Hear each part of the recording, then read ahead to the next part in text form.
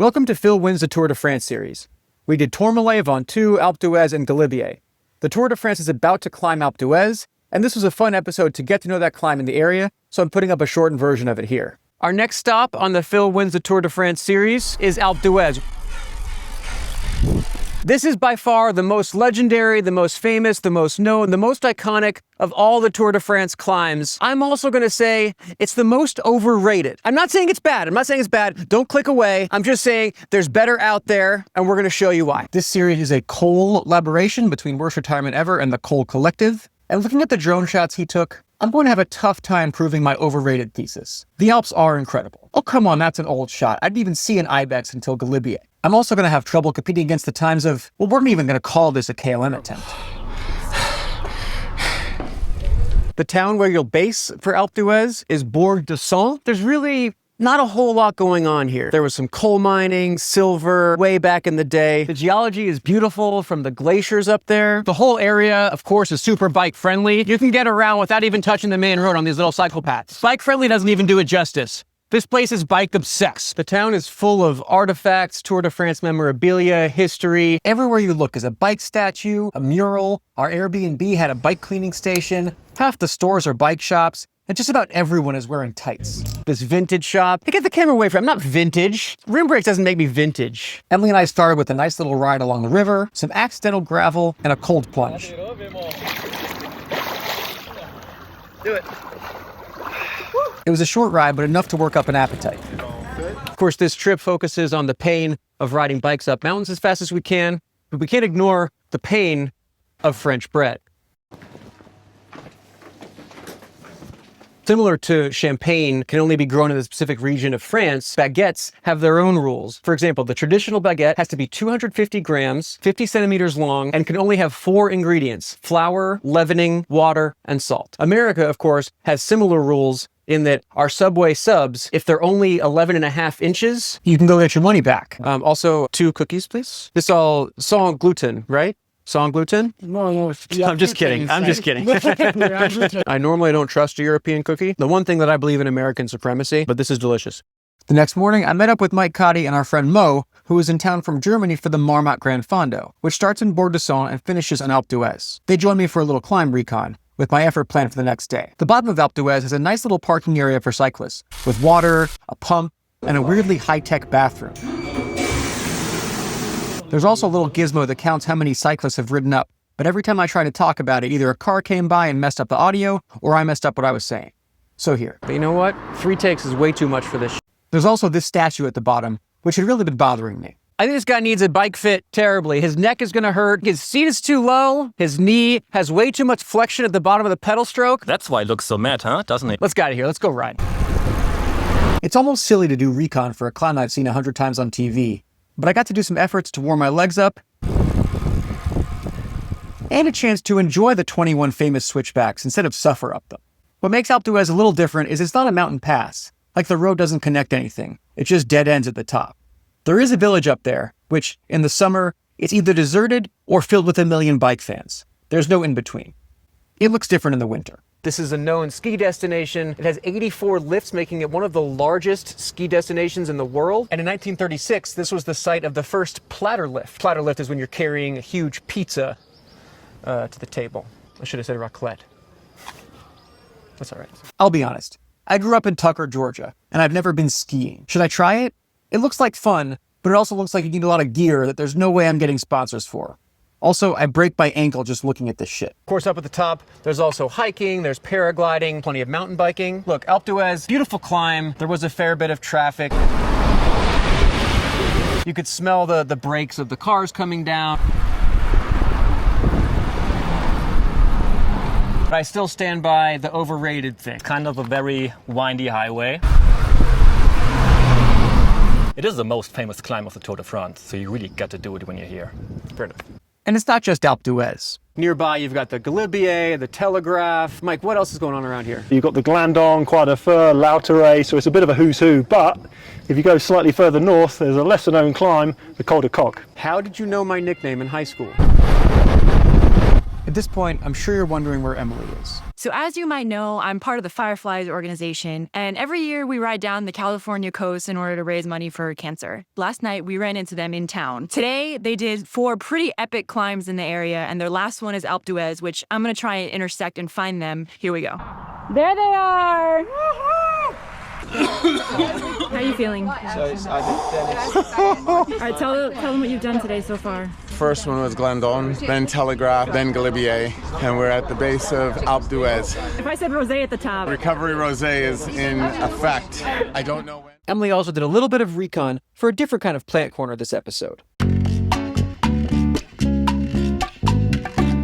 Emily's Plant Corner.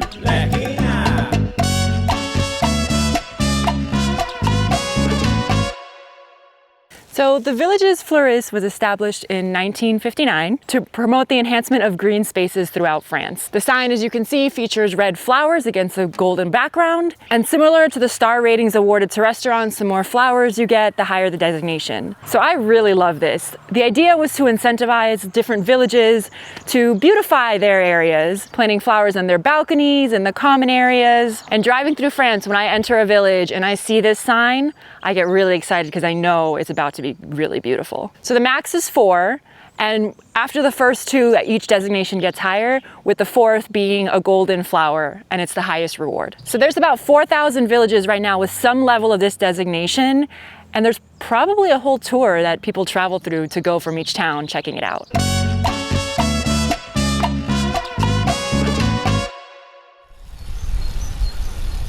I planned the next day for my attempt, but it was super hot out, so we waited till the evening. Mo was kind enough to give me a lead out into the start.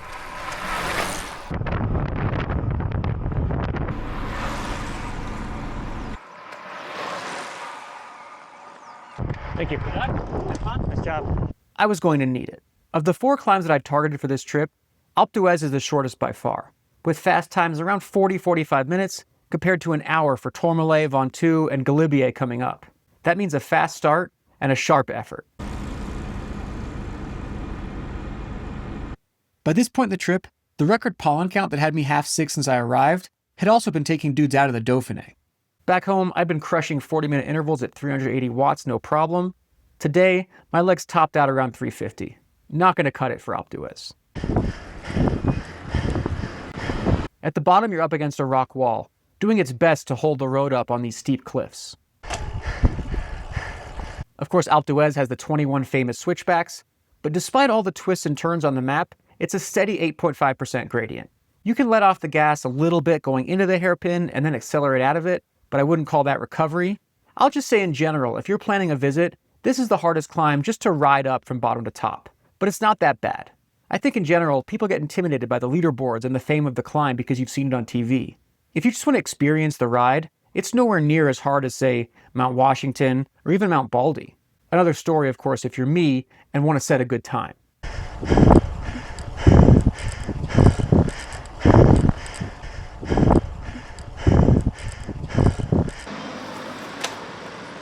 Alpe d'Huez is also the trickiest one to film on.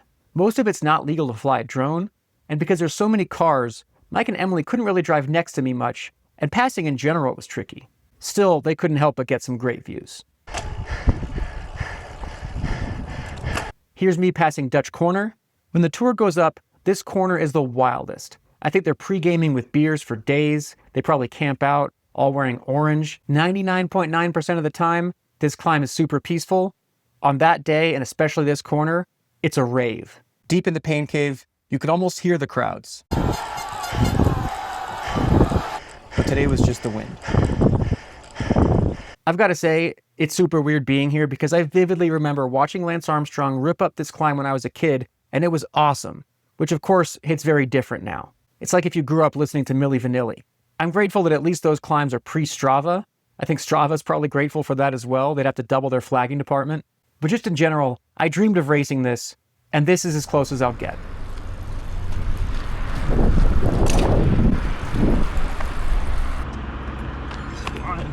Luckily, if you're going hard enough, you don't really have the mental space to feel emotions or even think at all.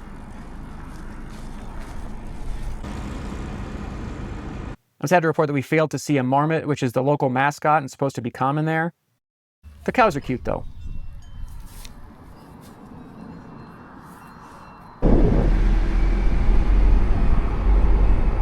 The top of the climb goes right through the village, which we knew would be quiet at 4 p.m. in the summer.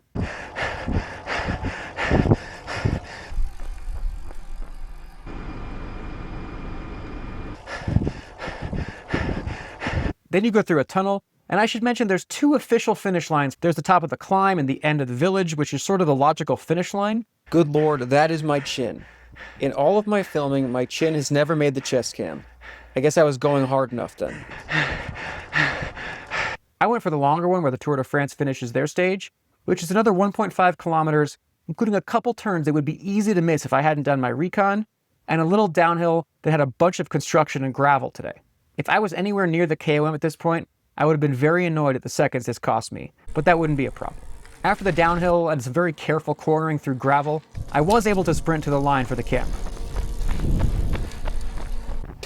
There's the chin again. God.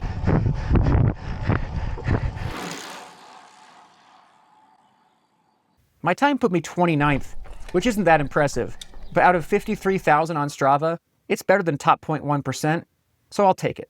Of course, I can't help but think what I could have done if I wasn't sick, or if some pro cycling team had let me do the race 10, 15 years ago when I was much better. Well, I showed them, because I'm winning now. Yeah, buddy, finish strong, that's it. So this is the first place podium. By my time, I think I'd be like way down there in those apartments. When I say this climb is overrated, that's because it's not the longest or toughest or most scenic or most peaceful, and there's not much else going on here.